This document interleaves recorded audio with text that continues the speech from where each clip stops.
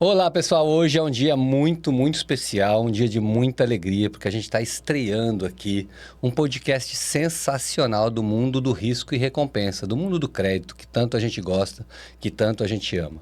E a gente sempre sai lembrando, obviamente, o conceito do crédito. Crédito é confiança, né? Sempre uma relação de confiança humana, porque lá de um lado tem um humano e do outro também. Lembrando disso, a gente traz aqui pessoas e seres humanos que têm sua história, que trazem para si próprios um conceito e uma experiência muito grande do que significa crédito, tanto na vida própria quanto no mercado. Hoje a gente começa com um tema muito importante, mas antes disso, antes de falar do tema, eu vou apresentar aqui a nossa equipe, o nosso time, o nosso podcast, quem está aqui hoje com a gente. Então, em primeiro lugar, vou apresentar meu querido sócio aqui, Marcelo Aragona. Palmas para Marcelo Aragona. Aí, garoto. Obrigado. Marcelo, estamos juntos há tanto tempo, já nem lembro mais. E você sempre meio que assim, meu chefe, porque você é meio um cara meio assim, né? Bravo, forte e tal. E a gente morre um pouco de medo de você. Como é que estar nessa parceria, criando com a gente a nova Move On Consult agora, que faz parte também de um braço da Prof Data e que Move On Consult está começando a crescer, já está... Nossa, está muito gostoso trabalhar junto. Como é que está para você esse momento da sua vida? Bom, acho que está um momento maravilhoso, né? A gente vai comemorar 30 anos no ano que vem juntos, então assim... Opa, muito mais que muito casamento, com certeza. Estamos vivos e ainda se gostando muito de trabalhar junto. Então, assim, eu acho que o período que a gente fez de consultoria, né, acho que uns 10, 15 anos atrás, foi um dos mais espetaculares que a gente teve juntos e poder recriar ele com propósito, recriar ele porque realmente o mercado tem necessidade, tem sido incrível. E é o que você falou, assim, a gente começou com uma ideia, vamos testar o mercado, ver se realmente tem essa demanda, e a gente está vendo uma demanda muito grande e está sendo muito prazeroso estar de novo junto com os clientes, ajudando a resolver, ajudando a fazer esses clientes, né, a crescer e melhorar a maturidade. Então, assim, tem sido um momento fantástico. É difícil a gente pensar, né, Marcelo, antes de apresentar a todos, assim, é difícil a gente pensar a nossa vida sem trabalhar com crédito, né? Hoje em dia, eu acho que já faz parte da nossa personalidade, né? Eu acho que é completamente inserido, né? A gente pensa em... Eu acho que o aprendizado de gestão de risco te traz uma visão que para tudo que você faz, você está usando os conceitos do crédito, né? Então, acho que isso... e por isso que eu acho que é tão fácil falar desse assunto para a gente. Legal, legal. Eu prometi que não ia voltar pro crédito, mas não tem jeito, a gente acaba voltando, né? Agora quero falar, né, de um... Kármico. Kármico. Vamos aproveitar então já falar do Vitor Loyola, que está aqui com a gente hoje também. Vitor, muito bem-vindo ao nosso Podcred, um lugar onde a gente pode crescer, admirar as pessoas, criar conteúdo para o público. Como é que você se sente estando aqui? Você já fez um podcast comigo aqui pela Move Oncast. 2, né? 2. A gente está muito junto, a gente está mais próximo do que nunca. Então, bem-vindo e fala um pouquinho de estar com a gente aqui nesse processo com a Move On Consult. É bom, agradável estar com gente que entende o assunto, né? Tem muito aventureiro também que põe o pé na água sem saber se a água é gelada, quente ou morna. Então, isso aqui... Já começou chutando, hein, mano? Eu acho que é uma conversa sempre de alta qualidade, né? Eu acho que sobre um assunto bastante quente, que é o crédito novo consignado privado, né? Que é já adiantou o tema, hein, gente? Já adiantou o tema. A grande novidade no mercado do ano passado, né? Que mais que triplicou aí o seu volume. Então é uma conversa boa, porque é uma espécie de febre, todo mundo quer participar, né? Então... Mas assim, independentemente do assunto, que o assunto é técnico, é sempre uma satisfação estar aqui trocando ideia contigo. É o nosso decidólogo. De plantão. Decidologista. Sempre bom estar. A conversa é sempre muito profunda, sempre agradável. Então, estou muito satisfeito de estar aqui compartilhando esse tempo com vocês. Você sabe, né, que quando a gente começou a falar a ideia de podcast, que foi a ideia inicial antes de estar aqui no podcast Risco e Recompensa, eu tinha te proposto de fazer o podcast Papo de Boteco. A gente tá na prateleira aqui. Eu tenho uma possível... Questão logística. Não, mas tudo bem. Eu acho... Você começar um negócio e depois não terminar, acho chato. Exatamente. Mas eu achei que era isso, daí eu falei assim, então vamos criar o Podcred Risco e Recompensa, que nós somos livres e tudo bem. Mas assim, é muito legal e a gente admira, todo mundo que está assistindo a gente admira muito, né, o Papo de Boteco, a forma como você escreve esplendidamente bem, né? Eu lembro que o meu personal trainer chegou para mim e falou assim, porra, quem é esse? Você conhece esse cara que está falando sobre o Covid, né? Que está fazendo umas estatísticas aí, cara? cara, tá todo mundo falando das estatísticas dele, porque ele é muito consciente, né? Uma coisa muito clara, e é inspiradora até. E aí eu falei assim, é meu amigo. Né? E é legal. E parabéns pelo trabalho que você faz no Papo de Boteco, é muito legal. Obrigado. E aqui, não menos importante, meu querido amigo, é novo. Eu conheço o Fabrício, quanto tempo, Fabrício? Um ano só. E Fabrício é uma grande descoberta na minha vida. É um cara, realmente, um ser humano especial, um cara genial. Eu achei que eu conhecesse todo mundo que conhece crédito no Brasil, mas não conhecia. Fabrício conhece muito crédito. Então, Fabrício, bem-vindo aqui no nosso Podcred. Está com a gente na Movon. Parabéns por estar aqui com a gente. E fala aí, se apresenta aí, Fabrício, para todo mundo. Então, E a câmera é aqui, a sua. Eu sempre trabalhei muito com crédito, né? Mas eu sempre fui muito técnico, né? Então, sempre ficava muito fechado ali naquela área dos computadores, das análises, né? E nunca saí muito assim pro mundo, né? De conhecer as pessoas e conhecer os mercados, né? Sempre trabalhei muito em banco, financeiras, né? Então, nunca tive oportunidade. Agora, estou adorando trabalhar com essas pessoas que eu conhecia, né? De ouvir falar, conhecia do mercado, mas nunca tinha trabalhado junto, né? O Marcelo eu cheguei a conhecer há bastante tempo atrás, quando eu estava na BV. Ele chegou aí lá tentar vender algumas coisas lá, mas acabou não dando certo. A gente tenta, né? Mas eu conhecia vocês, lógico, do mercado, mas não, assim, hoje eu estou tendo a oportunidade de trabalhar com vocês e estou gostando demais.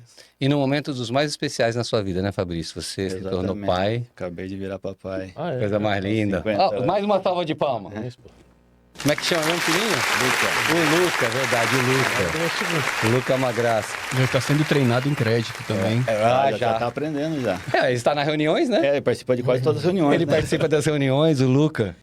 Então, assim, como vocês podem já ter percebido, né? Podcred, Risco e Recompensa é um ambiente de amigos, né?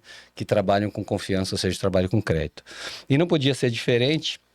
A gente tem que abrir aqui com conteúdo. E até o Vitor já adiantou um pouquinho esse conteúdo para a gente, né? A gente vai falar de crédito de uma maneira genérica, muitas vezes, conceitual. Os pilares de riscos vão estar aqui sempre sendo falados. Mas a gente quer falar hoje sobre um produto especial, uma novidade no mercado há um pouco tempo, mas é uma novidade de um produto que já existia, uma nova versão de um produto que já existia, que é o consignado privado. Né? Então hoje o tema é esse. E você quer abrir, Vitor, o tema consignado privado para a gente? Você que tem uma especialização. Tem uma história no consignado privado. História. Acho que vale a pena. Fui um dos fundadores de uma fintech no produto consignado privado do antigo, né? E posteriormente nós a vendemos para o Neon, a Consiga Mais. E operamos esse produto até... Aí agora virou um novo. Qual que é a diferença, essencialmente? O consignado privado ele já existe desde que o consignado foi concebido. Então ele é bem antigo, mas ele não escalou como o consignado público, porque ele demandava a intermediação da empresa. Ele era um negócio B2B2C. Então, para você oferecer o produto consignado para um funcionário CLT, você primeiro precisava fechar um convênio com a empresa. E esse B2B criava um ciclo longo de venda, não era tão simples. Quem tem experiência com B2B sabe que qualquer produto B2B você demora para fechar o ciclo de vendas e tudo mais. Então, essa era uma das razões pelas quais ele não escalava na mesma proporção, de tal maneira que o consignado público era 10 vezes maior em termos de tamanho, 20 anos depois do seu lançamento, 10 vezes maior, tinha 400 bi, outro 40 bi de carteira. Pois bem, o governo resolveu mexer nas regras para tentar escalar, obviamente, olhando para a produção de maior volume de crédito e tudo mais, desintermediar o produto, ou seja, não é mais necessário o B2B. Você faz o crédito B2C para o consumidor diretamente através lá do e-social e tudo mais, enfim. Foram alguns meses de projeto em que foi discutido com bancos, com fintechs, a melhor maneira de ter um produto em que, de fato, não houvesse a desintermediação para proporcionar que ele crescesse. E aí, como assim crescesse, né? Se o produto já existia.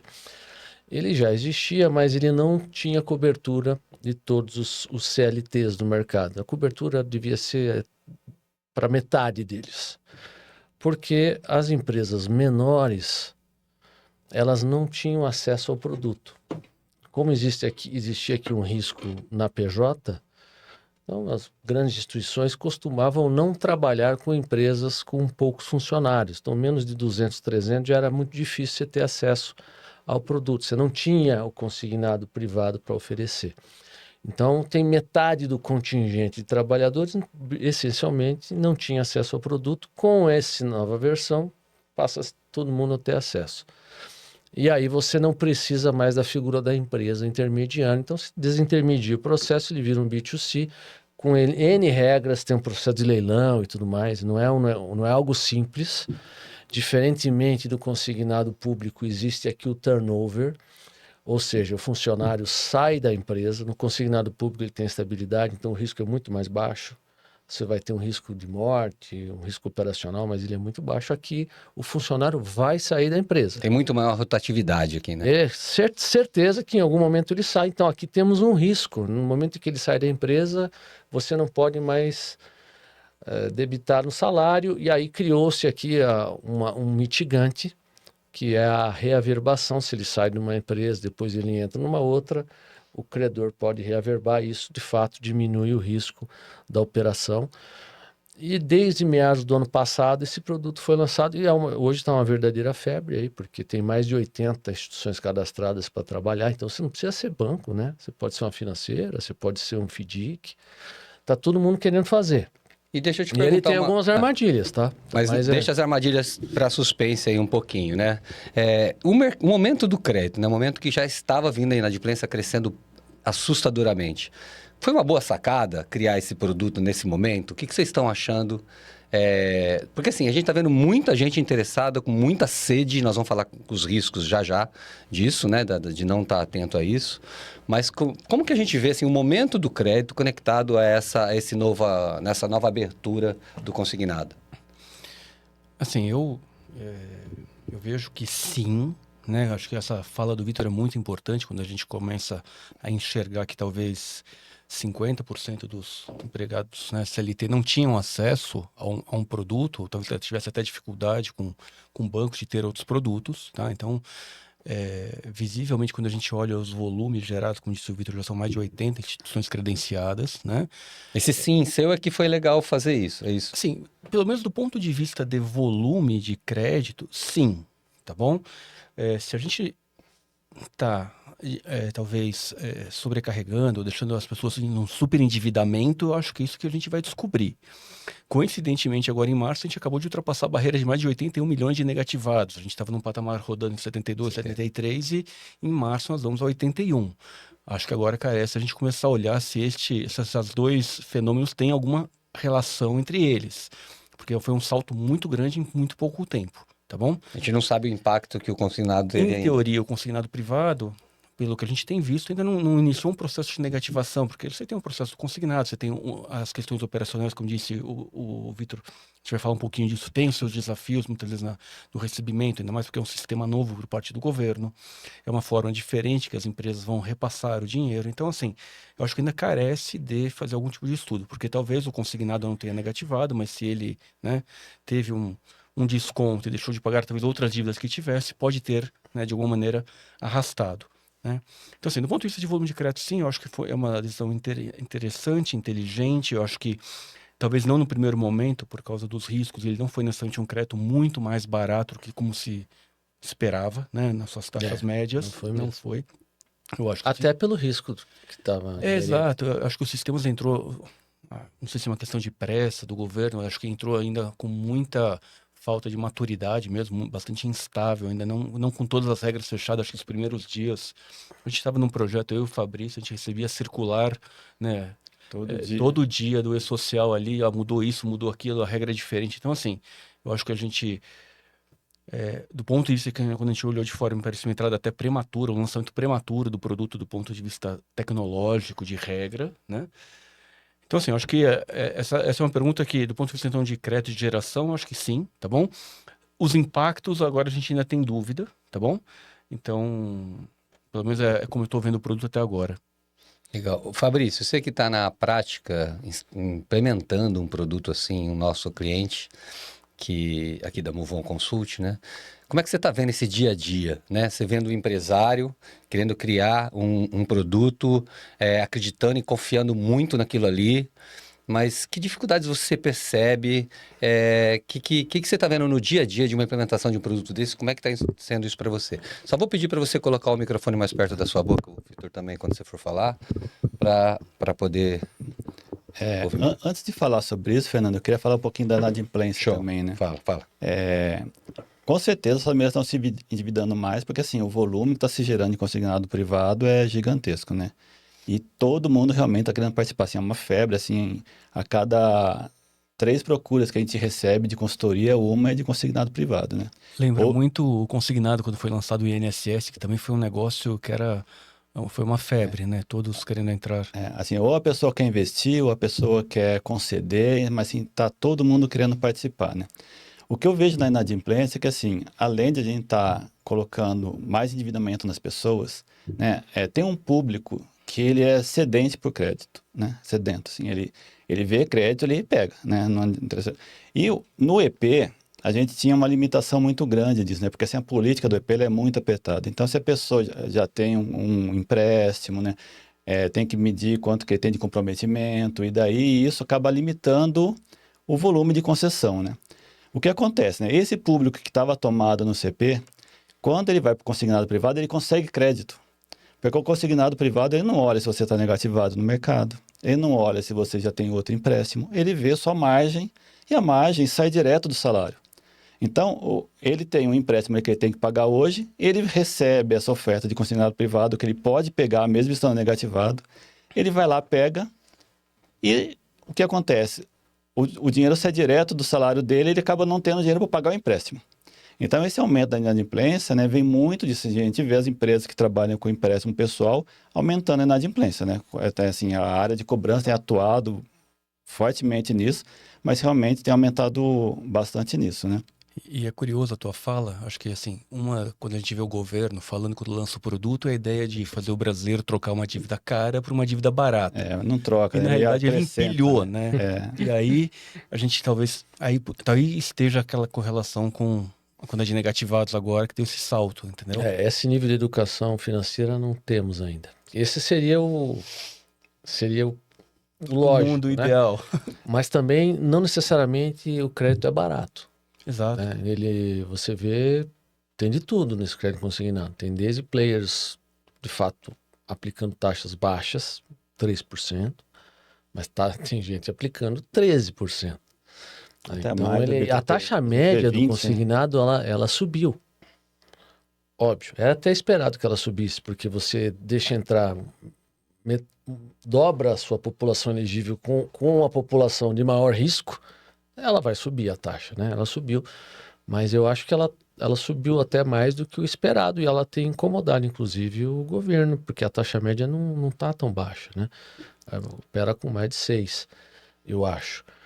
Sobre o fato de ser bom, acho que foi bom, porque você oferece uma modalidade de crédito para pessoas que não tinham acesso. Então, isso é bom.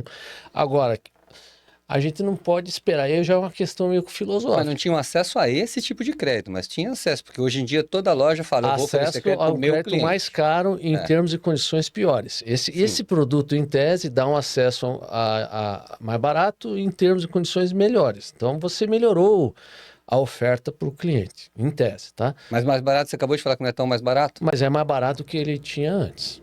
Às vezes ele não tinha, né? Então, em tese, porque se não for mais barato do que ele tinha antes, ele não pega, né?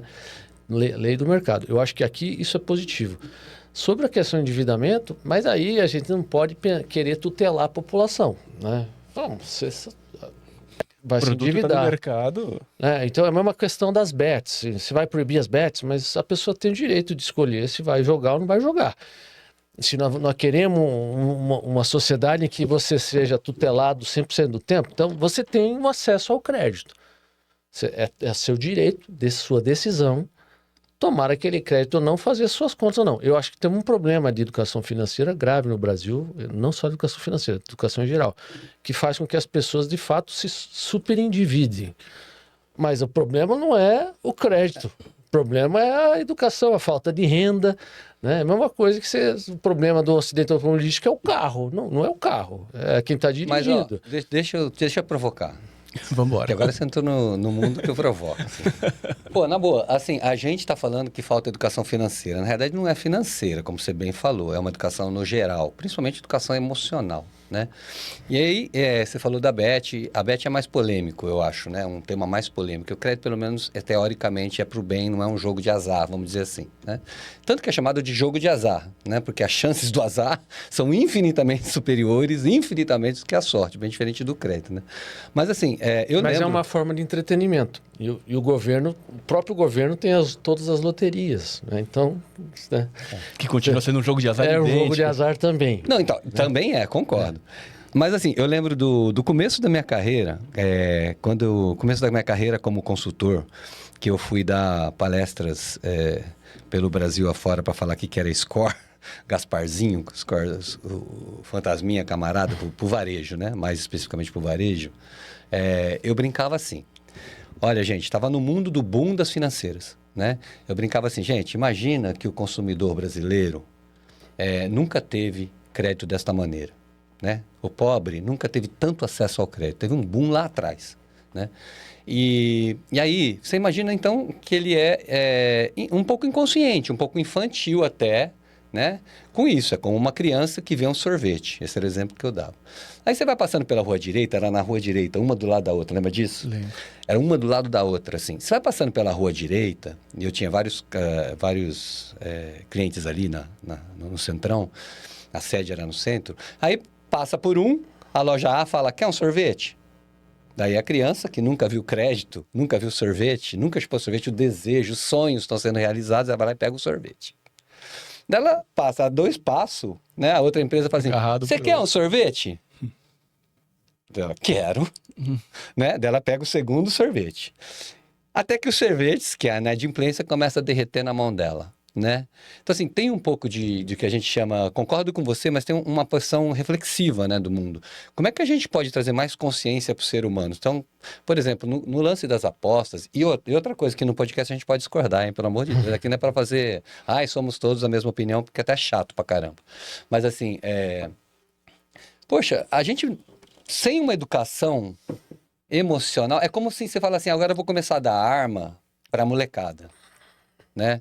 Então, eu vejo o Bet um pouco assim, né? Não, crédito eu não vejo assim. Crédito eu acho que a gente tem uma certa consciência, nem tanto quanto poderia, porque todo mundo quer ganhar muito lucro e precisa do crédito para fazer compra, e toda loja tem o seu cliente, mas o seu cliente não é só seu, né? É o meu cliente, mas é seu também, assim também, todo mundo tem o mesmo cartão, enfim, aquela bagunça que a gente acaba fazendo. Mas, será que a gente não precisava investir mais em educação emocional, para a pessoa ter consciência... Antes de soltar, né? Porque assim, cara, você já sabe qual é a chance de você ganhar numa loteria?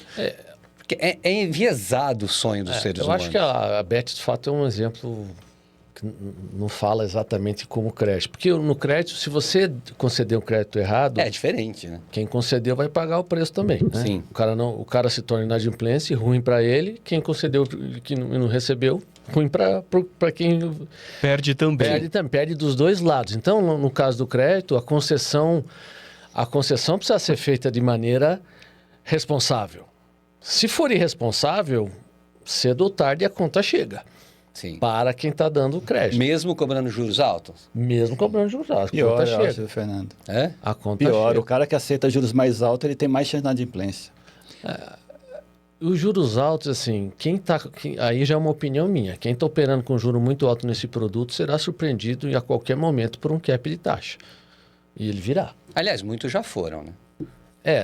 Você tem no consignado do INSS, houve. Mas aqui, eu acho que é uma questão de tempo. Você determinar...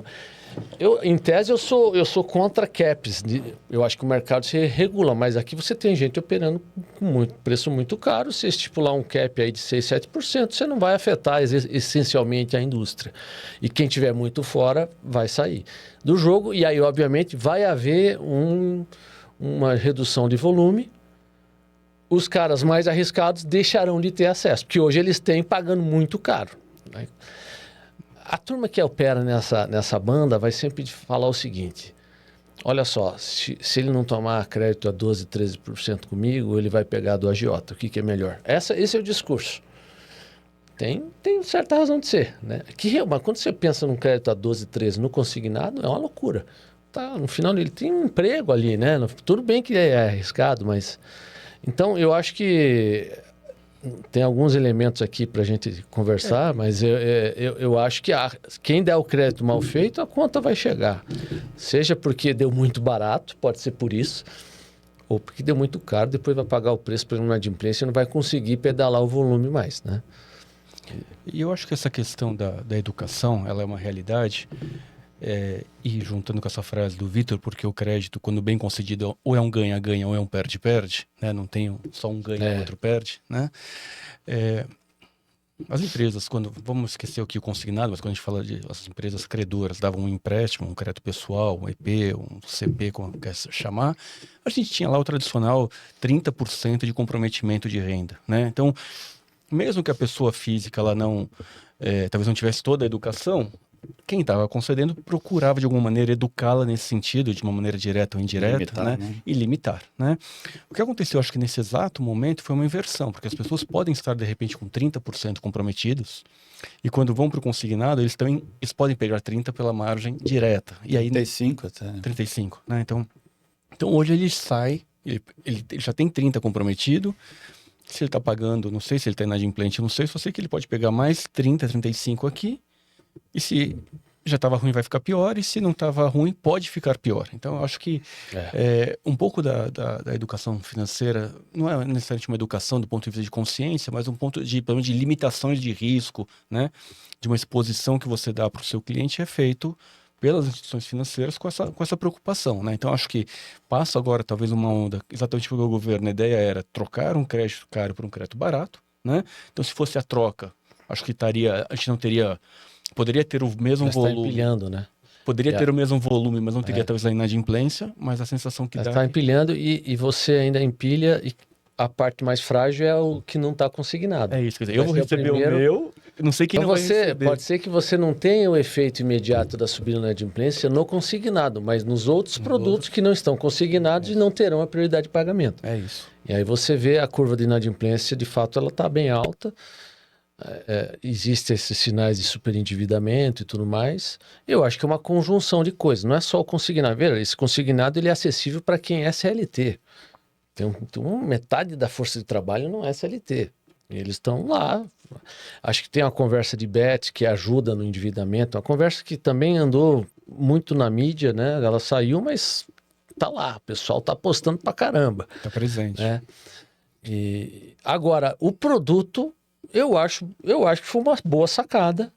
Eu acho que ele destravou o crescimento de um produto de crédito. Ele tinha 30 bi de carteira, tem 100 bi de carteira. Vai continuar crescendo. E foi uma destravou o B2B no meio ali. Ele destravou, antes era muito difícil. Você tinha que falar com a empresa, não sei o que, tinha um processo, agora não precisa mais. Então, eu acho que foi uma boa sacada. Agora, o mercado vai aprender, no meu entendimento, vai aprender a lidar com ele, porque vai ter gente capotando. Porque, ao contrário do outro consignado, esse tem risco. A pessoa vai sair do emprego. Pronto. Quando ela sai do emprego... Risco maior, né? Quando ela sai do emprego, no consignado antigo, a cobrança era horrorosa, era muito difícil recuperar. Os índices eram baixos de recuperação. Aqui é a mesma coisa. A única esperança é que, mas se ela voltar a ter um emprego formal, eu volto a averbar. Beleza. Os números indicam que uns 30% de recuperação estão vindo por aí. Diminui o risco, mas ele continua existindo. Então, se você não fizer uma precificação adequada, um prazo adequado e tal, você pode ter surpresas ruins, entendeu? O produto, assim, conceitualmente, ele é muito bom, né?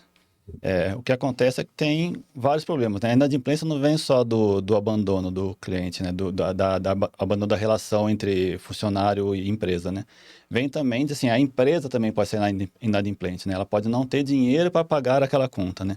Então, o funcionário está lá trabalhando na mesma empresa e a empresa não tem dinheiro para fazer o repasse.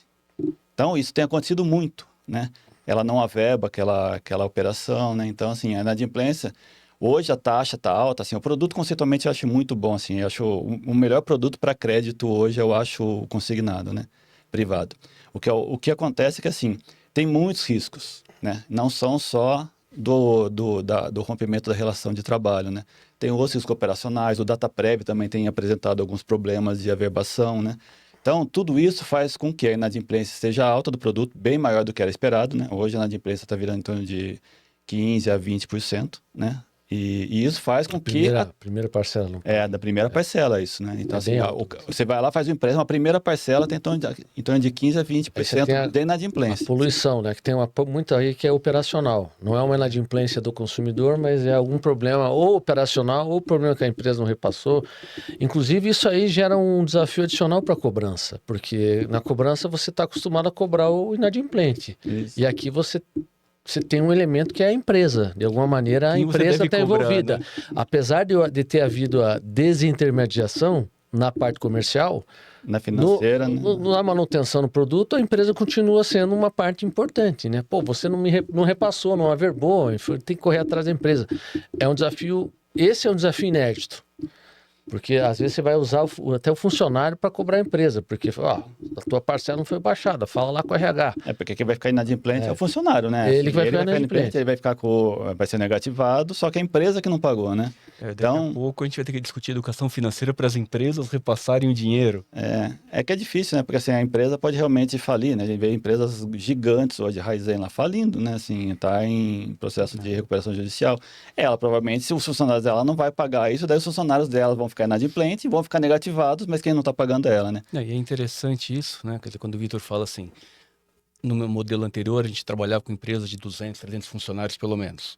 Devia ser talvez 5% do universo de empresas e representava 50% do público CLT. Ou seja, a gente tem que aprender a fazer uma avaliação da empresa de 95% das empresas que a gente, né? Quer dizer, nunca no modelo anterior a gente não trabalhava com elas. Exatamente. E aí eu acho que a meu entendimento é que a turma, quem está concedendo crédito, já está tateando esse universo, né? Sim, E essas aí mais arriscadas é que devem estar preenchendo essa banda de taxa mais alta, no meu entendimento. Perfeito. Porque a taxa ela caminha... Você vai falar assim, você vai fazer a taxa para a padaria do seu João, que tem 20 funcionários e o turnover desconhecido, como é que vai ser? Vai ser igual a uma farmacêutica estabelecida há 100 anos? Não vai ser igual. Então, eu acho que aqui já deve estar havendo uma discriminação no ponto de vista do credor, e eu acho que as taxas mais altas, elas acabam incidindo um pouco pelo risco da empresa. No risco da empresa. É uma somatória de dois riscos. Mas acho que mesmo a taxa, assim, média de mercado, a gente está em torno ali de 6, 6,5, mesmo essa taxa eu acho alta para o produto. Alta, ela é quase igual à do empréstimo pessoal. Isso, lá atrás, né? Hoje em dia então, você fez um produto... teoricamente para ser uma taxa mais barata, e ela, em relação ao empréstimo pessoal sem garantia, ela está só um pouco mais barata. Sim, que assim, tem muito risco ainda na operação, né? Assim, o produto não está ainda funcionando direitinho, não está como deveria, tem muitos problemas aí operacionais, então isso faz com que quem está emprestando dinheiro vai cobrar o dinheiro por esse risco, né? Então vamos entrar nessa aí, que a gente tinha falado aqui, que existem 3 principais riscos do consignado privado. Risco operacional, aumento de fraude e aumento de endividamento pela facilidade que tem, né? Mas antes de a gente cair aqui, eu queria fazer uma pergunta assim, que talvez quem está nos assistindo gostaria de ouvir. Assim, antes de pensar, né? Porque assim, toda a consultoria tem... Eu gosto muito de falar que a gente tem esse olhar de fora, né? A gente está olhando de fora para dentro, a gente não está envolvido com aquela coisa, preciso lançar, não preciso lançar, é importante, não é, para o meu negócio, não é para o meu negócio, vai ajudar. A gente não está envolvido nisso, a gente vem e olha de fora, né? E esse olhar de fora que você tem nos clientes, nós temos, né? Nos clientes, eu queria começar com uma pergunta assim, que um empresário, né? Que um empresário, um dono de uma empresa, um CEO, seja o que for, tem que pensar antes de lançar o consignado privado, né? Quais são os principais pilares que ele tem que falar, peraí, eu quero, porque vem o desejo, tá todo mundo fazendo, né? Tá todo mundo fazendo, por que eu não vou fazer? Vou perder? E meus funcionários, enfim. E como é que eu posso oferecer um crédito mais seguro? Isso é muito sedutor, né? E a gente está vendo aqui que é sedutor, mas tem questões, né? Tem desafios importantes, tem riscos, talvez até invisíveis na hora do romance, que é falar, poxa, é mais seguro, né? O que você acha, Fabrício? Começa com você. Quais são os pilares principais que uma empresa precisa ter, né, na sua mente, precisa refletir para lançar um produto de consignado privado? Eu vejo 2 coisas principais. Uma é política, né? Tem que ter uma estratégia bem desenhada e bem traçada, né? e a outra são sistemas, né? A gente tem ainda sistemas ainda que estão com bastante problema. Mas, assim, na parte de políticas, o que eu vejo, né? A gente tem que fazer muita... A política, ela tem que ser tanto na... A análise tem que ser tanto na PJ quanto na PF. Né? Isso é fundamental no consignado privado. Porque, como a gente acabou de falar, quem paga a conta, quem paga o empréstimo é a PJ, né? Quem tomou foi a PF, mas quem paga, na verdade, é a PJ, porque é ela que segura o dinheiro da PF, né? Então, se você não tiver uma estratégia muito bem feita, analisando a PJ, né? E aí segmentando PJ entre empresas de maior risco, empresas de menor risco. Hoje se usa muito no mercado o KNAI, né? Para definir as empresas. E o risco aí tem tanto o risco de turnover, né? Que assim, por exemplo, o famoso call center, né? Que tem muita rotatividade, a pessoa entra ali, ela pega o dinheiro emprestado, depois de 3 meses ela não está mais ali, né? Mas tem também o risco da própria empresa, né? De ela não ter saúde financeira para pagar. Então, isso, assim, a análise da PJ é fundamental nesse produto, o que não era antes, né? Assim, no empréstimo pessoal, você nem sabia quem era a PJ, né? Que o cliente estava trabalhando, né? Hoje, assim, se você não analisar a PJ, isso é um risco gigantesco, né? Tem também a parte de analisar a PF, né? Que não é como no modelo tradicional de empréstimo, que você vai ver o score dele de mercado, né? Porque o score acaba sendo uma ferramenta cara para esse produto, né? Mas você vê o tempo que ele está na empresa, quanto tempo ele costuma ficar numa empresa, e daí tem os modelos também de turnover, né? Que isso ajuda muito a segmentar o risco e a precificar melhor, né? Porque assim, o preço sempre, ou taxa de juros, né? no caso o preço, né? Ele sempre está atrelado ao risco da operação. E nesse caso tem o risco da operação da PJ e da PF, né? Então você analisa os dois juntos e daí você coloca o preço em cima disso. Então assim, existem várias ferramentas de mercado que elas podem te ajudar a orientar no risco que aquele cliente tem, aquela operação tem, na verdade, né? Então, para mim, o fundamental é você ter uma política muito bem estruturada e, depois disso, o acompanhamento, né? Porque, assim, você coloca uma política e nada impede que, ao longo do tempo, essa política tenha que ser refeita, né? Porque as coisas mudam, né, ao longo do tempo, né? A gente tem visto muito problema de fraude no produto, né? De pessoas que saem do emprego e no dia seguinte vão lá e pedem empréstimo, de pessoas empresas pequenas, por exemplo, que é amiga da pessoa do RH, ela vai lá e pede para a pessoa do RH mudar o salário dela no sistema para conseguir pegar mais dinheiro. Então, assim, tem vários fraudes no... O pessoal de fraude é criativo, né? Muito, né? Não, e eu acho que, assim, eles não percebem que estão fazendo uma fraude, né? Quer dizer, na cabeça, e aí vem a questão da educação financeira, que a pessoa está contornando o sistema Alguns de alguma não percebem, outros devem saber, sim. né? Talvez eles não tenham a percepção de que eu sou um Aqui fraudador. No mundo dos fraudadores, que nós estamos no país com a maior incidência de fraude financeira do planeta. Então, aqui você abrir uma fresta, os caras vêm entrar. É o oportunismo, né? Mas eu queria ir antes. Não, mas desculpa, eu queria acabar a frase. Não, então eu acho que assim, esses são os principais pilares. Assim, eu acho que você tem que ter uma política muito bem estruturada, você tem que ter um sistema com motor de crédito bom para você conseguir colocar a política que você precisa, né? Porque assim, tem motores que são limitados, né? Você não consegue buscar certo tipo de informação, então tem que ter um motor bom de acesso, né? E existem empresas no mercado que fornecem esse produto, né? E tem que se acompanhar, né? Ao longo do tempo, a inadimplência desse grupo que está aumentando, porque você tem que entender que tem naquele grupo, se aquele grupo precisa ser readequado ou não, ou se realmente mudando o preço você consegue adequar. Porque assim, hoje o produto pode estar sendo rentável, daqui a um ano, com a mesma política, com o mesmo público, pode não estar mais rentável, né? Mas assim, isso é quando eu já decidi, né, colocar. Eu queria voltar um passo atrás. É assim, eu sou um CEO, dono, seja o que for. Quais os pilares? Que eu tenho? Por que eu vou fazer o consignado privado? Por quê? Só para ganhar dinheiro? Qual é a estratégia? Como que isso está criado na estratégia? Né? Porque a gente tem muita gente sai lançando uma solução de crédito sem estar conectado à estratégia geral de toda a empresa, vamos dizer assim. O que a gente tem que pensar, Marcelo e Vitor, pode falar também junto com o Fabrício? Assim, acho que obviamente quem está ligado a uma instituição financeira cujo objetivo é, né, emprestar e ganhar dinheiro, acho que é uma oportunidade, né?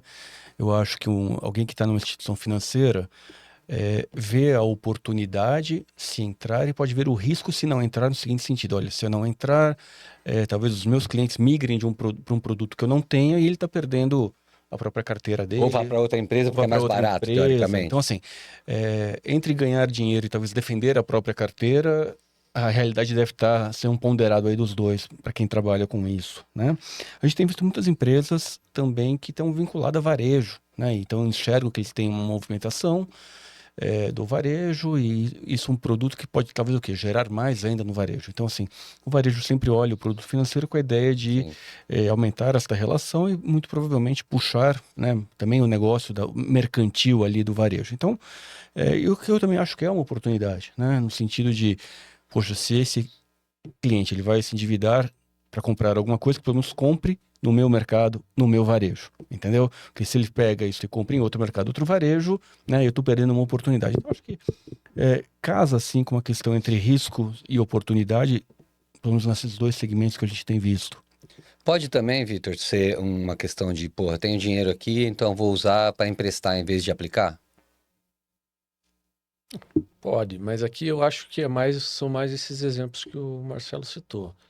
Você tem, de alguma maneira, um negócio adjacente de crédito que pode fomentar o seu negócio principal, se você não é uma IF, né? Então, essa é uma das situações. Eu vou dar crédito e ele vai comprar o meu produto, por exemplo, para um cliente que eu tenho. Ou você pode até... Tem muita gente entrando no seu universo de funcionários. Eu tenho aqui 100 mil funcionários. Eu vou fazer com que eles tenham acesso a crédito e eu vou fazer o funding nesse negócio. Mas isso para o próprio funcionário, você está falando? Para o próprio funcionário. Então, mas isso tem que ter uma empresa grande para fazer isso. Né? Mas isso o risco é bem menor, né? Não, porque você vai sair do emprego.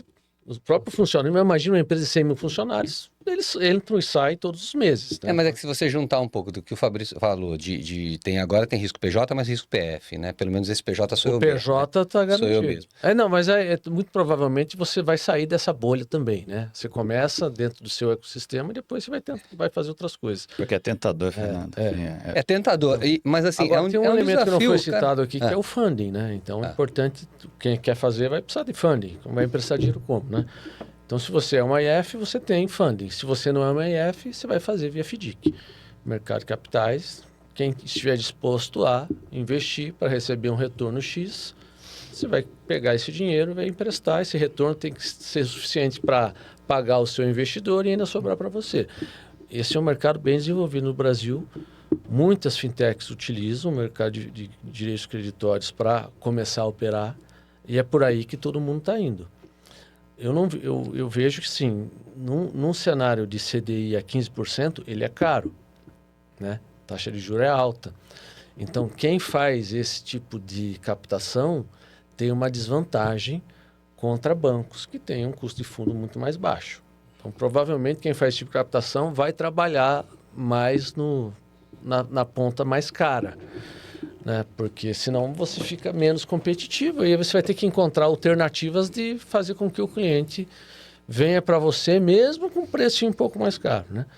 Mas eu entendo que além dos sistemas, do motor de crédito, de uma base de clientes, né? Você precisa ter base de cliente.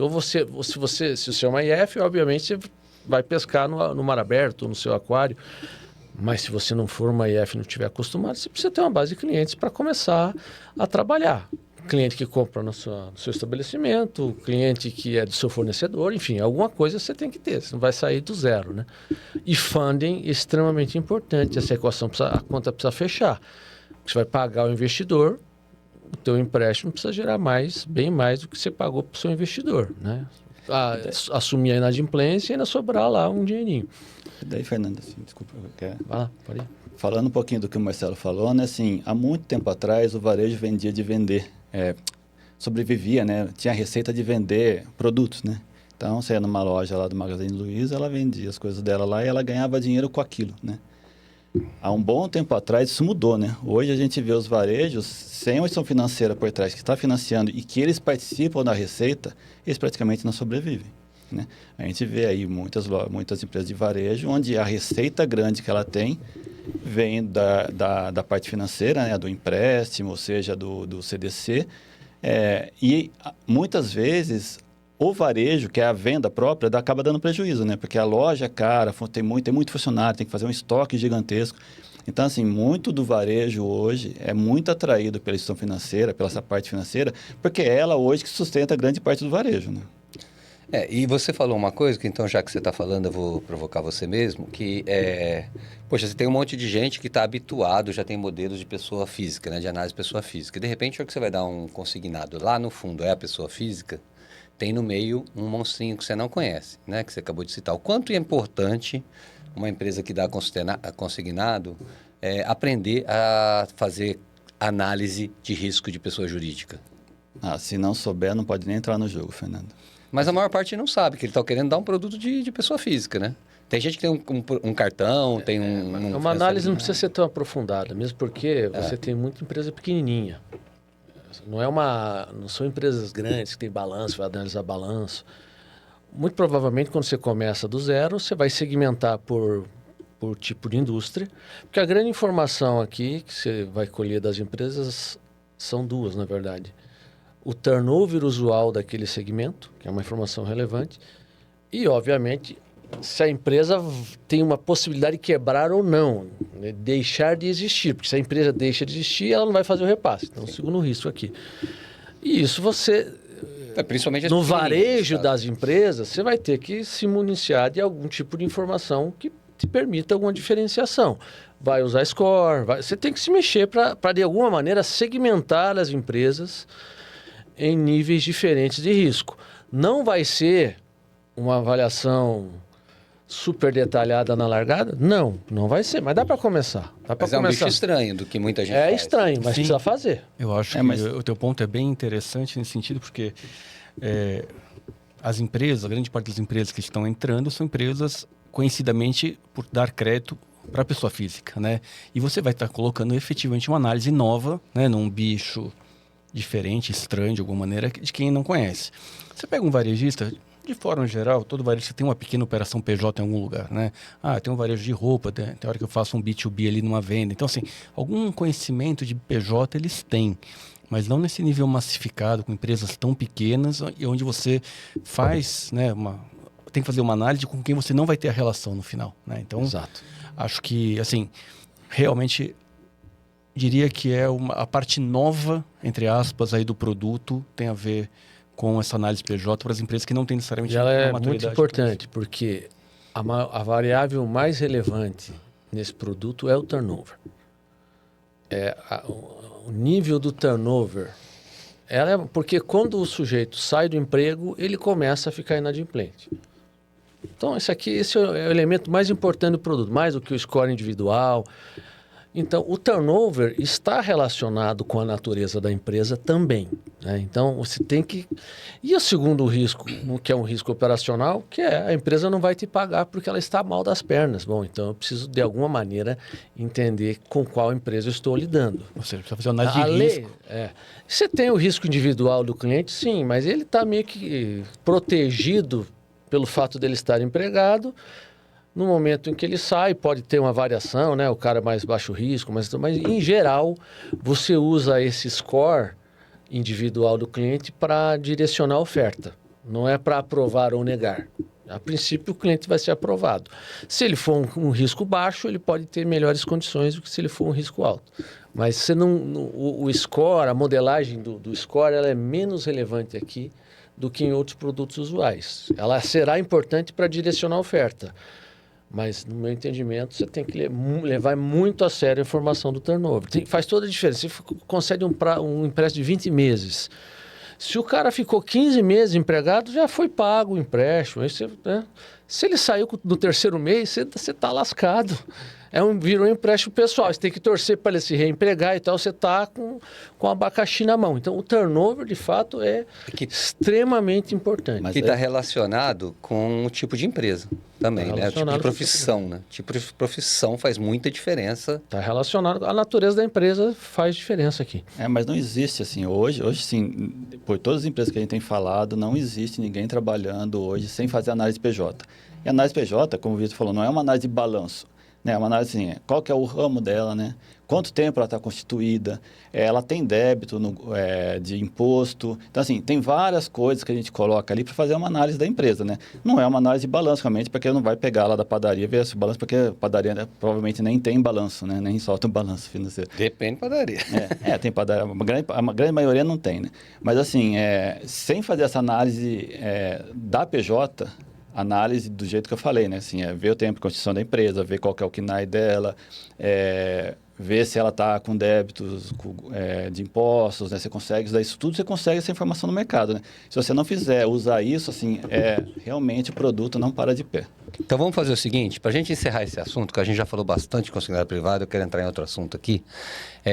Vamos fazer um resumo para quem está assistindo a gente, de pelo menos três mensagens para quem está olhando, né, para os gestores ou para os empreendedores ou para os donos, que 3 recados você daria sobre o consignado privado nesse momento? Quer começar, Vitor? Que você já deve estar na ponta da língua. Primeiro tem que olhar, tem que projetar uma curva de rentabilidade em que você, se você não conhece nenhuma informação, tem que pescar, né? A partir do turnover, você projeta a sua perda futura e você vai abater da sua perda futura a recuperação pela reaverbação. Então, você precisa ter uma estimativa de qual é a perda que eu terei, que eu tolero, e em cima disso aplicar o preço adequado para que essa equação seja positiva, né? Então, você consiga trabalhar de maneira sustentável.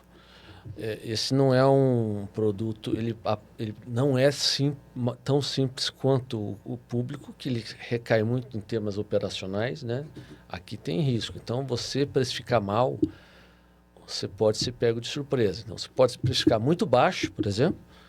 É uma situação em que você pode não ficar no negativo.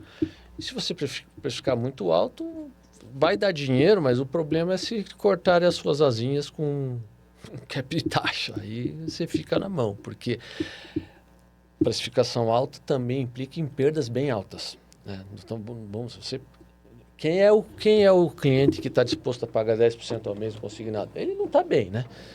É um cliente que vai gerar uma perda muito alta. Então, você já sabe, se está trabalhando nesse tipo de segmento, prepare-se para as perdas altas. Se você está trabalhando com segmento turnover mais baixo, a perda é menor, você tem que trabalhar com taxas menores.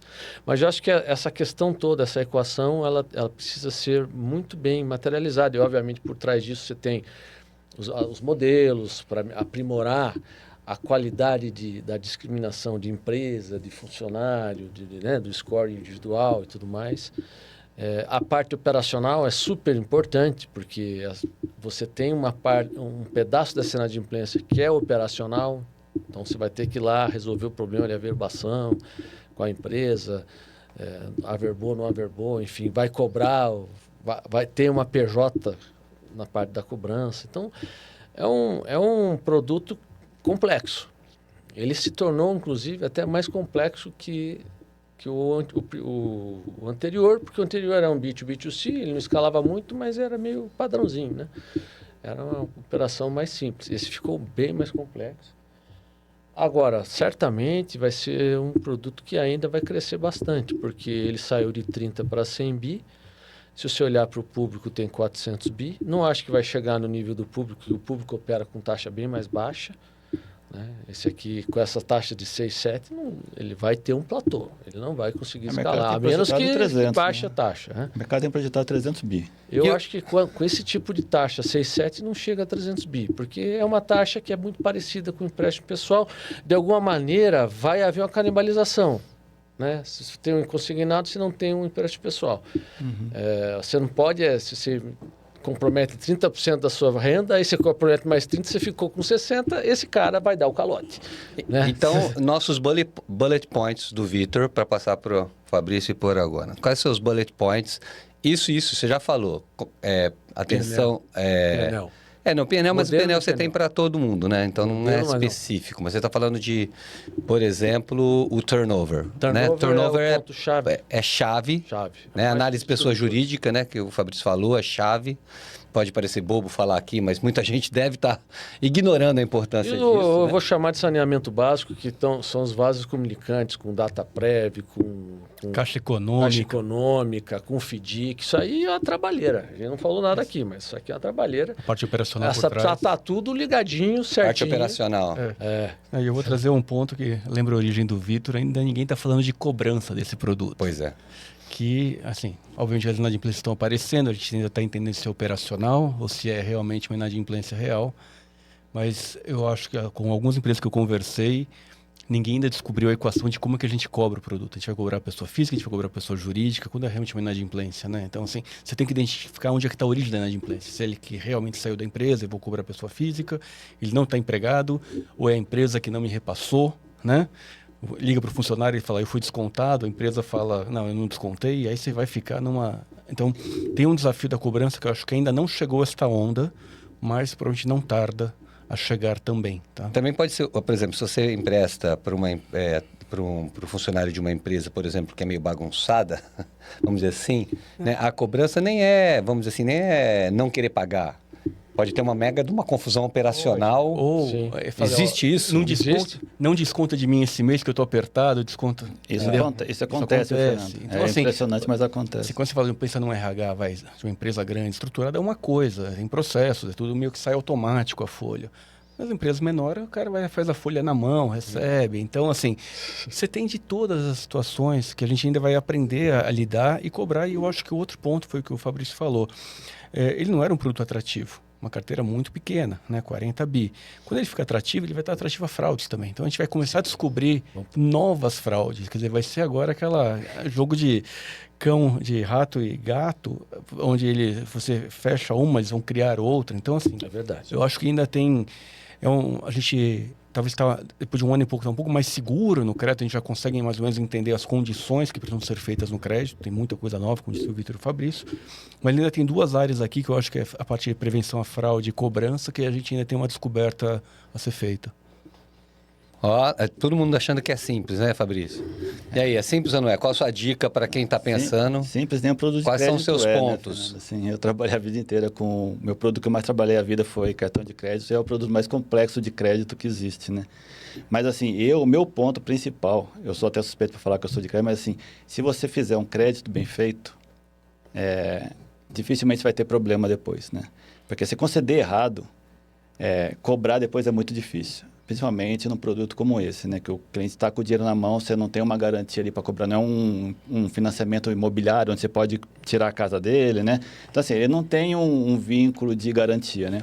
Então, concedeu errado, é muito difícil depois você conseguir recuperar o produto. Então, o meu ponto realmente é ter uma boa política de crédito.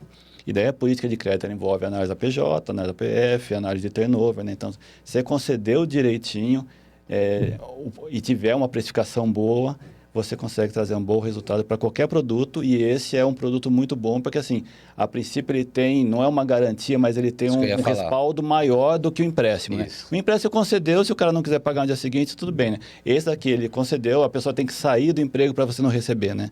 Então, assim, ele não é um produto com garantia, mas ele tem um certo respaldo. Mas, assim, o meu ponto principal sempre em produto de crédito é fazer uma política de crédito azeitada. Assim. Eu acho que, em cima da frase dele, talvez uma dica seja, para quem vai entrar, né? Acho que vale a pena ser um pouco conservador no começo, né? Ou menos agressivo em termos de valores, um pouco mais conservador em termos de taxa, né?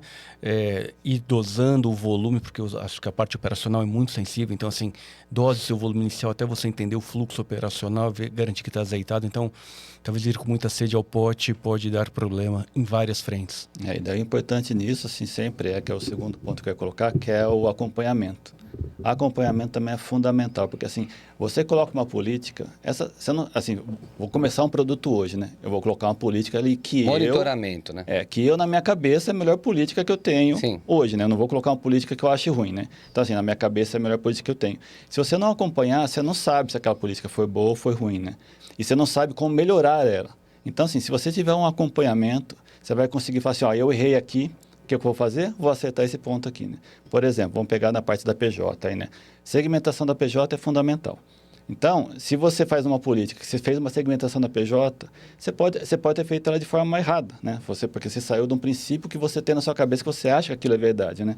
Então, se você não tiver acompanhamento disso, você vai saber se você precisa mexer nessa segmentação. Então, eu acho que, assim, duas coisas são muito importantes para mim. É lógico que a cobrança é importante depois, né? Mas o mais importante para mim é conceder bem e acompanhar. Ou seja, você está falando de credit behavior, né? Exatamente. No credit score que você faz, mas agora é behavior de duas formas, é behavior do cliente e behavior da PJ também, porque você também tem que acompanhar a PJ de alguma maneira.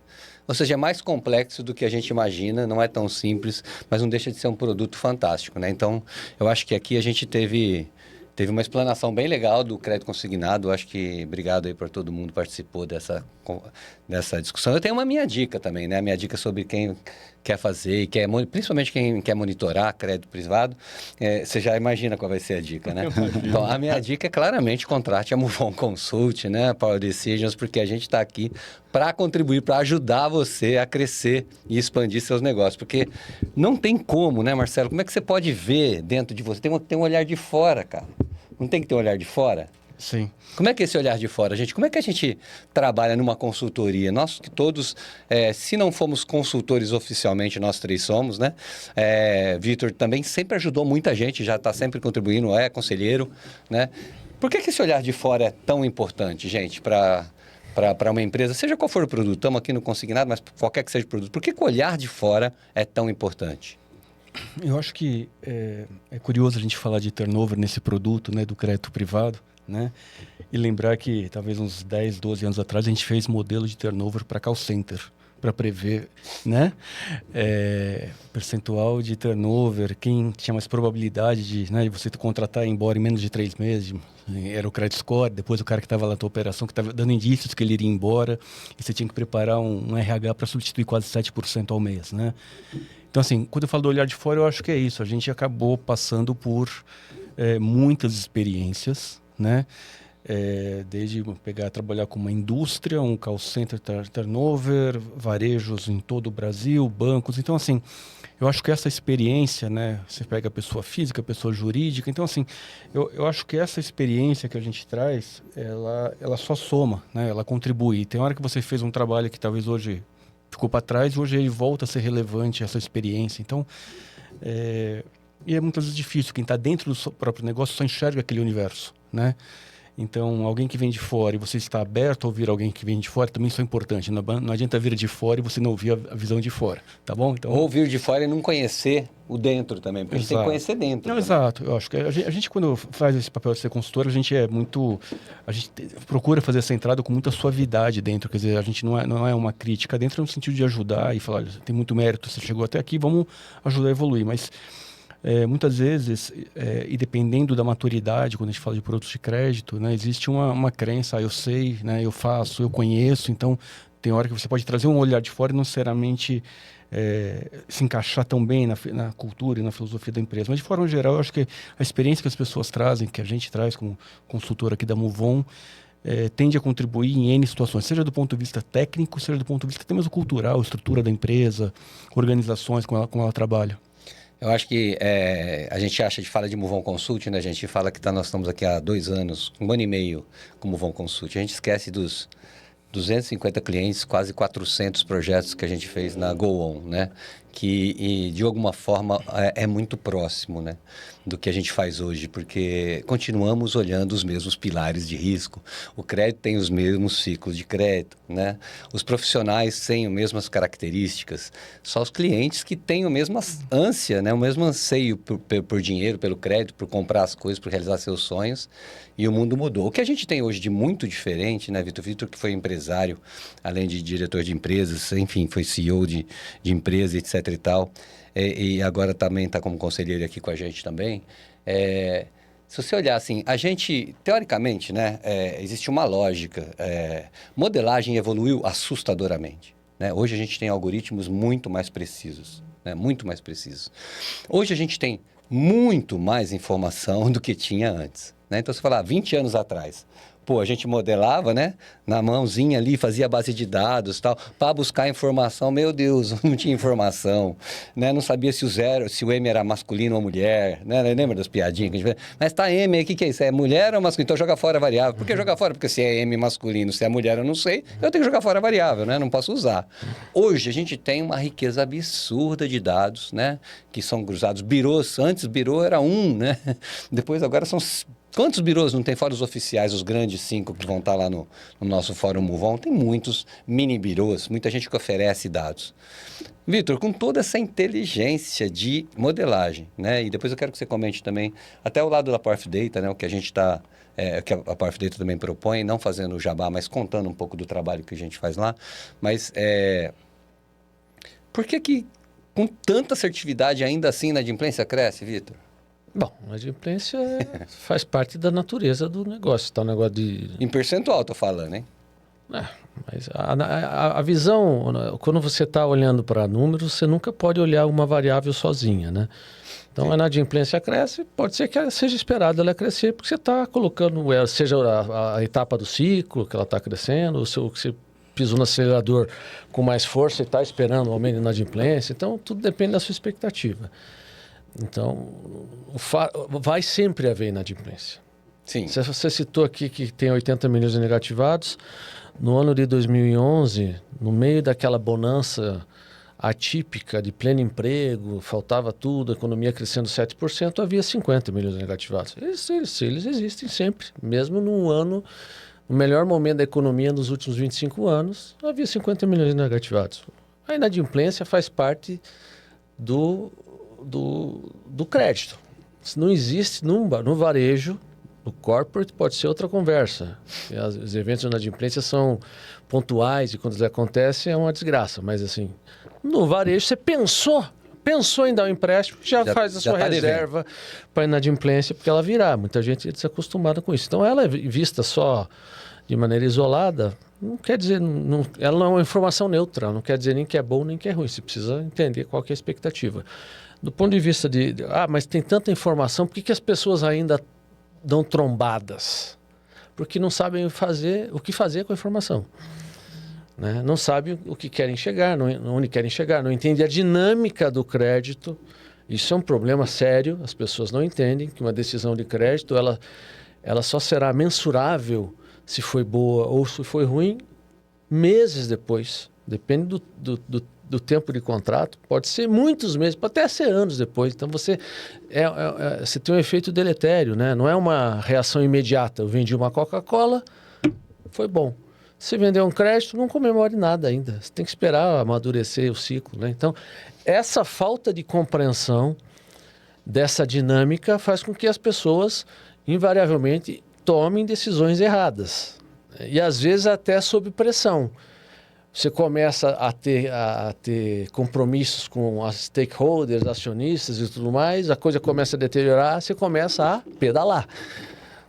Por uma questão de sobrevivência. Vai pedalando, o problema vai aumentando, em vez de resolver, você aumenta, um belo dia vai explodir. Então, esse é o crédito. Eu acho que a questão... Esse é o crédito mal dado, né? Não, mas é que é dinâmico. Qual é o problema do crédito? O problema do crédito é que você não sabe se você tomou uma boa decisão agora. Você vai saber daqui a um tempo. Você tem essa paciência para esperar? Você tem paciência para esperar um ano para entender, putz, eu fiz bem feito? Tem muita gente que não tem. Então, nesse ano, está fazendo besteira. E quando foi ver, acumulou, entendeu? Então, o crédito tem essa... Apesar disso ser notório e público, todo mundo sabe disso, mas muita gente não consegue entender essa dinâmica. E aí, coloca os pés pelas mãos várias vezes. Então, por mais que você tenha tantas informações, uma riqueza maior, uma enormidade de birôs, tem tudo à disposição para você tomar boas decisões, se você não entende a dinâmica, e se você pode estar pressionado por variáveis externas que a gente não controla, você ainda assim toma decisões erradas. Eu chamo isso de vieses. Eu acho que tem um ponto que assim, a gente não comentou sobre isso, mas que contribui muito para isso, Fernando, que assim, há algum tempo atrás, quem concedia crédito era banco. E quem era banco era o 5. Itaú, Banco Brasil, Algum Caixa. tempo, ó. Olha a idade dele. Algum tempo, ó. Não, mas aí quem entrou na conversa? As financeiras. certo? As financeiras, a Fininvest, tudo entraram na conversa ali. Mas tanto os bancos quanto as financeiras, eles têm uma área de crédito muito bem estruturada. Se você for no Itaú, você vai ver mais do que 200 pessoas lá trabalhando na área de crédito, com modelagem, com política, né? O que aconteceu? O ecossistema mudou. Hoje em dia, você tem aí 200 startups concedendo crédito. Qual o tamanho da área dessas startups de crédito? Né? A gente fez um trabalho bem grande, assim, a gente está fazendo ainda em... A área de crédito das startups. Exatamente. Não, mas a gente fez um trabalho nas cooperativas. Sim. Né? E a gente tem trabalhado um pouquinho nas cooperativas. Você vê que a estrutura de créditos assim, é muito menor do que a de um banco. Então, assim, as pessoas acabam não tendo o conhecimento necessário para desenvolver o produto. E crédito é um produto muito complicado. Se você não souber o que você está fazendo, como o Vitor disse, você vai colher o resultado um ano depois. Eu trabalhei numa empresa, uma financeira, que a gente chegou lá, estava dando 2 bi de prejuízo. Por que isso acontece? Ela tinha um volume gigantesco de concessão, né? Quem controlava a política era o comercial com pressão, porque falava assim, se não vender, não vai ganhar. E acontece, o que aconteceu? Ela concedeu 2 anos errado, e o cartão de crédito ele demora muito tempo para você ver o resultado, né? Ela tomou um prejuízo gigante de 2 bi. Né? Então, o que acontece? Né? Tem a questão do tempo, que o Vitor citou, mas hoje eu acho que tem o problema de, assim, muitas empresas dando crédito, que não são empresas que têm o crédito na veia. Elas não sabem o que elas estão fazendo, elas vão lá e concedem. Né? Elas arrumam um fundo, o fundo está com vontade de emprestar dinheiro, porque esse mercado financeiro dá muito dinheiro, então ele quer conceder o crédito, ele contrata uma startup, a startup monta um sisteminha todo bonitinho ali, que os sistemas são bonitos mesmo, são fáceis, assim, você pega um sistema de startup para pegar um crédito consignado, você dá 3 cliques ali, você está com o dinheiro na conta. Assim, fácil. 2, 3 minutos para você preencher um cadastro, mais 5 minutos o dinheiro está na sua conta. Né? Qual foi a política colocada atrás desse sistema que é bonito e fácil de vender? É o que aquela startup conseguiu fazer, que normalmente tem, sei lá, 7 desenvolvedores de TI e ninguém de crédito.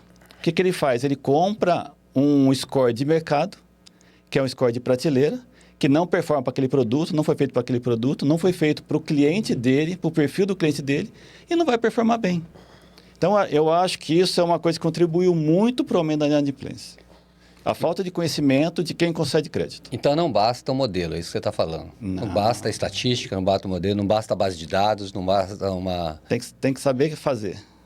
Tem que ver quem saiba fazer. Tem que saber quem... Pessoas. Ou seja, quem estrutura. Precisa das pessoas ainda. Então, não é só a máquina. Então, não, precisa de conhecimento. Porque, assim, o score é uma ferramenta fantástica que o crédito não vive sem score. Mas se você fizer um score mal feito, por exemplo, eu faço o score assim, a gente pega assim cooperativas, que é que eu estava citando aqui.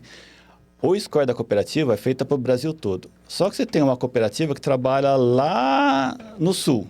O perfil do público dela é diferente do perfil que o score foi desenvolvido, que é do Brasil todo. E se você pegar assim, a grande quantidade de pessoas está em São Paulo. Se você pegar uma pessoa do Acre, ela tem um perfil totalmente diferente de crédito. Né? Então, você tem que fazer um modelo específico para aquele público. Então, mesmo os modelos podem ser bem desenvolvidos, mas ele precisa saber para quem está, onde ele foi desenvolvido e onde vai ser aplicado. Então, assim, precisa ter conhecimento. O crédito realmente é um produto muito complexo. Não, eu acho que tem uma coisa interessante na fala aqui, é que, assim, normalmente a receita é contábil e a perda é financeira de verdade. Exatamente. Né? Então... Quando você está crescendo e você reconhece contabilmente suas receitas, tá?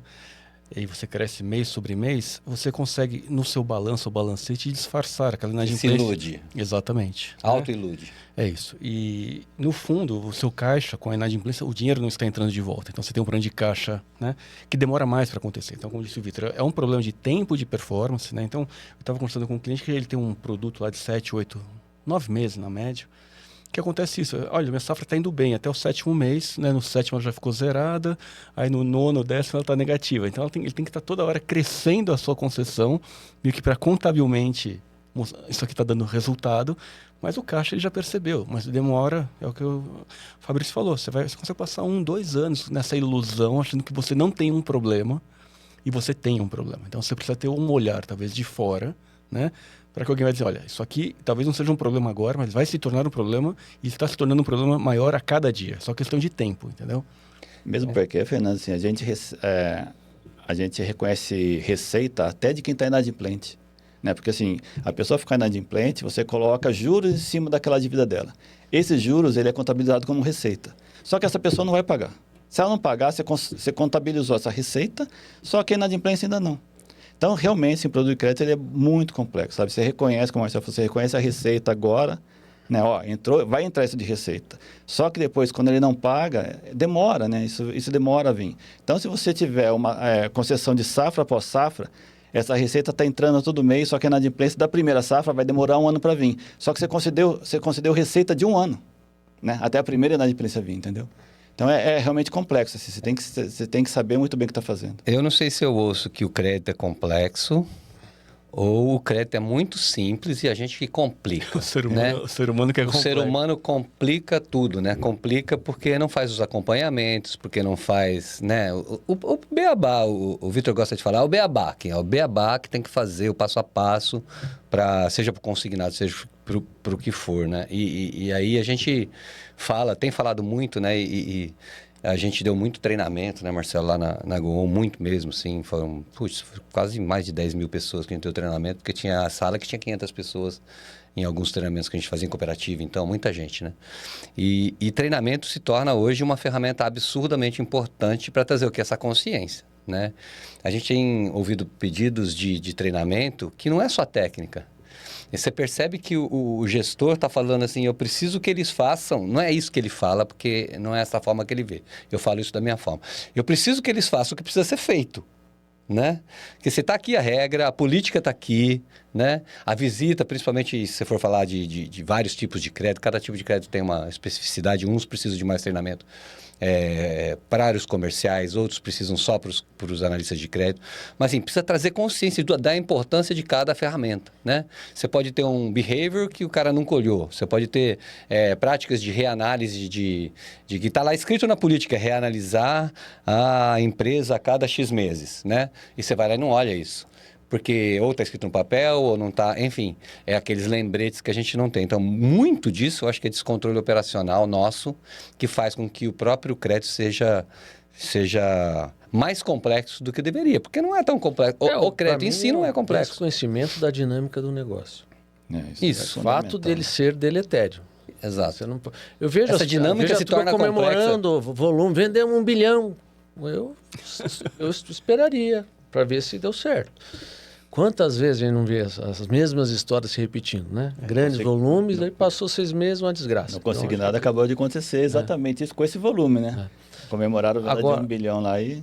Sobre a sua pergunta de por que trazer pessoas de fora, eu acho que assim, quando você está no meio do tiroteio, né, no turbilhão de execução e tal, muitas vezes você não percebe todas as situações que estão à sua volta, mesmo do ponto de vista individual. Então, trazer alguém de fora para opinar, até do ponto de vista individual. Às vezes você está no meio do tiroteio, está no meio de uma crise e você sozinho não consegue ver o todo, né? Eu acho que aqui sim isso justifica bastante, porque você como um terceiro entrando na situação, você estará com menos vieses do que quem está lá já... Né? Mais consciência, né, do que você está vendo de fora. Você não está envolvido emocionalmente com as questões. E isso facilita bastante. Então, acho que isso justifica também a conversa de trazer alguém para dar uns pitacos. Né?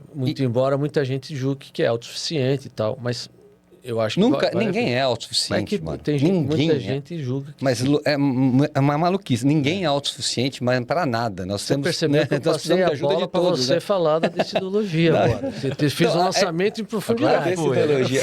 Mas nós estamos falando o tempo todo de viés, né? E decidologia tem a ver com decisões humanas, né? De você trazer consciência do que você fazer. E outra coisa que a gente... É aquela coisa assim é completamente enviesada, né? Você vai lá um projeto, aqui a gente fala do olhar tanto de empresário quanto de consultor, né? Se o teu projeto é lá correndo risco de 1 bi, vamos supor, né? Se você dá um cuspizinho e melhora 1%, quanto você ganha? Aí você vai cobrar um projeto de consultoria, é sempre caro. Além de seu olhar de fora, é sempre caro, mano. E isso a gente viveu a vida inteira, né? Na Go-On. É sempre caro o projeto de consultoria. Mas eu lá compro uma tecnologia, que a gente já viu isso milhões de vezes, compro uma tecnologia caríssima e nunca uso, ou subutilizo, né? Faço um modelo que eu gastei fortunas e acabo não usando. A gente precisa entender, e isso um pouco dessa ideologia traz também, essa consciência, a gente precisa, ou esse olhar de fora pode trazer, a gente precisa entender as nossas despesas, né? Os nossos custos, nossos investimentos, porque se você for olhar ali em nível de investimento, né, como você fala, é complexo, né? A gente torna as coisas complexas. O nível de investimento que as empresas fazem, se você olhar o que foi jogado fora, né, você como empresário e como... Se você olhar o que a gente joga fora de investimento que a gente faz, né? Pensa um pouquinho, às vezes você não quer fazer um negócio para a sua saúde, mas você compra um curso de não sei o que você nunca leu. Mas o fato de você ter comprado o curso te dá uma ilusão de que você fez o curso. Mas você não fez, você só comprou a porra do curso e joga fora, né? As empresas também fazem isso. Então, por isso que eu acredito cada dia mais em treinamento realmente prático ali, as pessoas entenderem. E por isso, decidologia também é uma decisão. Você precisa entender que você que toma decisões na empresa. Então, mas aqui, assim vai o nosso recado. Nós estamos chegando no final, né? Faltam 5 minutinhos. Fernando, e aí... posso só fazer um adendo aqui? Essa questão da visão de fora, tem essa parte que o Vitor citou, que assim, a pessoa tá emocionalmente envolvida ali e realmente é mais difícil, né? Isso até na vida pessoal nossa, né? Às vezes tá conversando com um amigo, seu amigo fala assim, meu, só se fazer isso daqui, né? Mas se você tá envolvido ali, você não consegue, né? Mas eu acho que tem uma outra coisa também, que é a questão de conhecimento. A gente, como consultoria, a gente roda muitas empresas, né? E a gente acaba aprendendo muita coisa, né? Então, assim, eu vou numa empresa, ela tem um processo totalmente diferente da outra e elas concedem o mesmo produto para o mesmo público. Né? O que eu vejo? Eu vejo o que funciona aqui e eu posso aplicar aqui. Né? E eu vejo que funciona nessa outra e posso aplicar nessa outra. Então, além da parte de ter o envolvimento... Mais adaptado, né? Além da questão de ter o envolvimento emocional que a pessoa está ali, ela acaba naquele turbilhão, não consegue parar para pensar e estruturar o que ela precisa, tem a questão de conhecimento também, né? Que assim, a gente como consultor, a gente roda muitas empresas e a gente aprende muito. Coisas que assim, uma empresa pode nem pensar em fazer, a outra faz e a gente pode trazer, entendeu? O que é legal é que a gente, só para não ficar estranha essa fala, é que a gente aprende modelos de inteligência para criar certas coisas, né? Então a gente dá insights, não que você pega uma coisa que uma empresa está fazendo e coloca na outra, nunca é isso, né? Porque senão as pessoas vão entender que é isso, não tem nada a ver. Eu acho que a gente abre os olhos para oportunidades que todas as empresas podem ter, e daí elas criam o seu próprio negócio a partir da própria estrutura, do objetivo, do propósito dela, enfim, das tecnologias que ela tem, tudo é sempre diferente, uma empresa é diferente da outra. Mas existe um olhar, uma visão que você fala, ó, aqui são caminhos interessantes para você seguir, né? Então acho que isso é o nosso dever de consultor, né? Mas eu queria então, fazendo as falas finais nossas aqui, um recado, nós temos aí 8 minutinhos, né? Então vamos ser sucinto. Do que você quer deixar hoje para quem está assistindo aqui o nosso primeiro Podcred, né? Risco e Recompensa, que foi muito gostoso. O que você pode deixar aqui para quem está ouvindo a gente? O que pode esperar desse encontro, inclusive, do Podcred? O que pode esperar da Muvon? O que pode esperar do mercado? O que você quiser falar, que mensagem você traz hoje? Quer começar, Marcelo? Bom, eu acho que obrigado pela oportunidade de a gente poder se encontrar, né? A gente trabalha junto muitas vezes semanas, né? A gente não tem tanta oportunidade de a gente trocar uma ideia, então acho que é sempre bom. E o que sai daqui para mim sempre é conhecimento, né? De novo, a gente não é só autossuficiente. Eu sento numa mesa dessa de 1 hora e já saio com coisas novas para aprender e pensar, né? Então, assim, eu acho que conhecimento em várias esferas, esse olhar de fora, traz o conhecimento. Você falou uma coisa, a gente acabou não desenvolvendo, mas acho que as questões de treinamento são importantes, né? Eu vejo hoje que a ausência de consultorias especializadas em treinamento, em gestão de risco, as empresas estão investindo muito pouco em cursos específicos e aí mistura o conhecimento. Quando você pode fazer um treinamento mais longo, 3, 4, 5 dias com a sua equipe, onde você traz a experiência interna e essa experiência, esse conhecimento externo do consultor, eu acho que isso é muito mágico, né?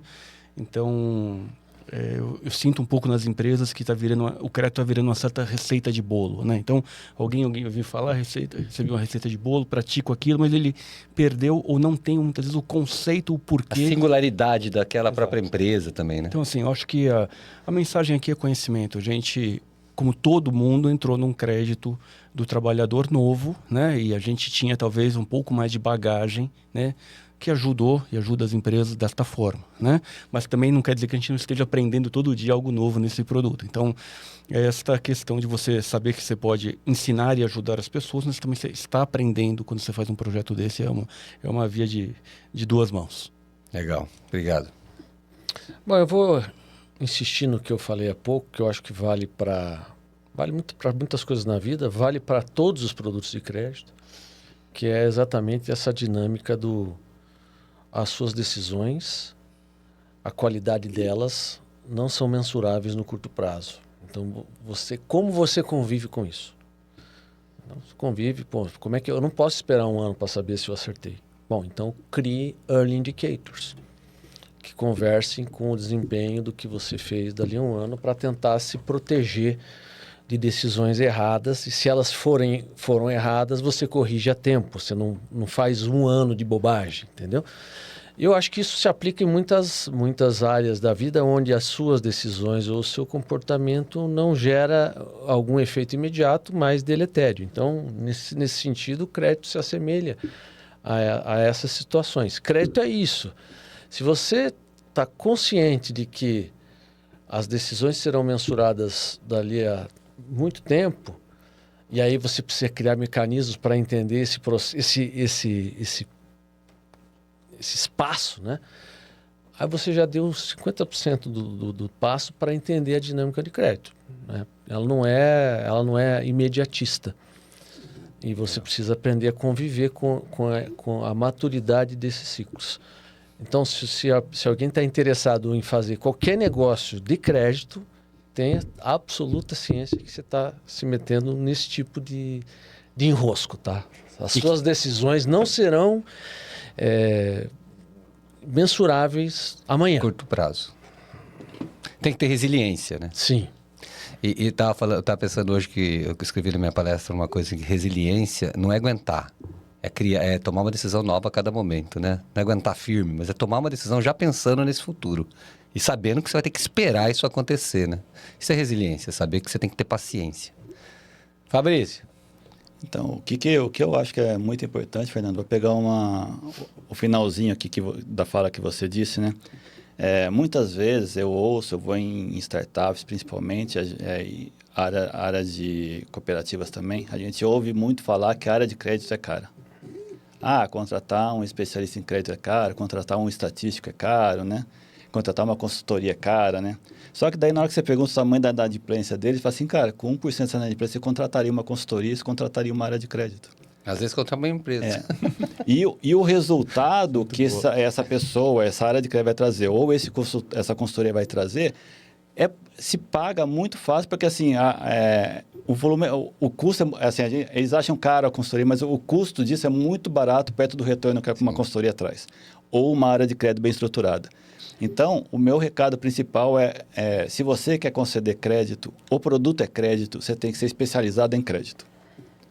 Você pode ter uma área de TI maravilhosa, onde você faz um produto que é muito fácil de vender, mas se você não tiver uma área de crédito bem estruturada, aquilo não tem, assim, não vai durar muito tempo, né? Uma hora aquilo ali vai trazer uma inadimplência gigante que você vai ter que reestruturar ou até às vezes parar a operação. Então, o meu recado principal é isso. Tenha uma boa estrutura de crédito. Muito bom. Obrigado, então, por estarmos aqui hoje. Esse é só o primeiro, vamos ter vários. Vamos estar crescendo, estamos aprendendo também, né? Estar junto aqui falando. E eu quero terminar, então, esse encontro com a minha fala famosa do significado de crédito, né? Todo mundo já sabe, né? Então, crédito, na realidade, é simples. É um sim sem medo. E um não sem culpa. Mas o que significa isso, pô? Quando você dizer sim para um cliente, você tem a certeza absoluta que você está dando um sim correto. Que você conhece todas as suas capacidades de análise, que você conhece o cliente, o intermediário, seja quem for. Ou seja, um sim confiante, que tem riscos, mas não tem medo. Porque o medo é fruto de insegurança. E risco faz parte da vida. E quando você diz não sem culpa, significa que você disse não para um cliente sem culpa de ter, se eu tivesse pego aquele cliente, então seria melhor a carteira. Não. Se você disse não, é porque você avaliou todas as capacidades daquele cliente e as possibilidades de ele dar cana ou não dar cana, e se você aguenta ou não aguenta aquele tipo de risco. Então, se você acha que não aguenta, você diz não, e sem culpa. Então, sim, sem medo, não sem culpa, explica um pouco toda essa arte maravilhosa aqui Isso é fantástico. que a gente que tem. É legal, não é? Ela é. Ela é boa, Isso né? Gente, vai ficar na lápide. Hein? vai ficar. Sem medo, não sem culpa, tamo junto, obrigado. Valeu, gente. Parabéns, palma pra nós aqui.